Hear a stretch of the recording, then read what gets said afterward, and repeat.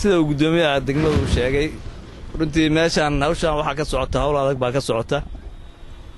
meelo kalena waa soo duminay saaka tanna waa la duminayaa kuwa kalena waa la duminayaa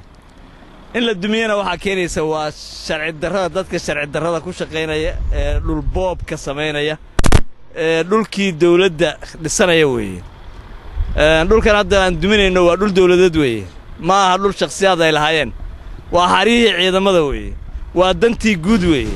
meeshaas waxa loogu talagalay in loogu qabto ummadda dan guud in loogu qabto loogu adeego marka dan gaara in dad gaar ah ay maaragtay iyagu ay ugu qabsadaan cidna kama yeelayno arrintaas cidna kama yeelayno lacagta waxaad moodaa lacag aanaysan lahayn dadku inay dhulka ku gadanayaan ma aqaan ma burcadeed baa lacagta iska ma burcadeed baa lacagta iska leh ma dad soo dhacay baa lacagaha iska leh ma garanayno iyagoo og inay sharci darro tahay bay ku dhisayaan sida aan hadda u duminay baan u dumin doonaa insha Allah hadii la yiraahdo waana wadaynaa mana joojinayno meel kasta oo sharci darro lagu dhisayna waan duminaynaa insha Allah hadii la yiraahdo waana mahadsantiin insha Allah waxaan faraha hantida iska gelinaya dhulka dawladda oo sharci darrada ah iyo meelaha sharci darrada hantida iska gelinaya inay hantidooda aysan iska gelinin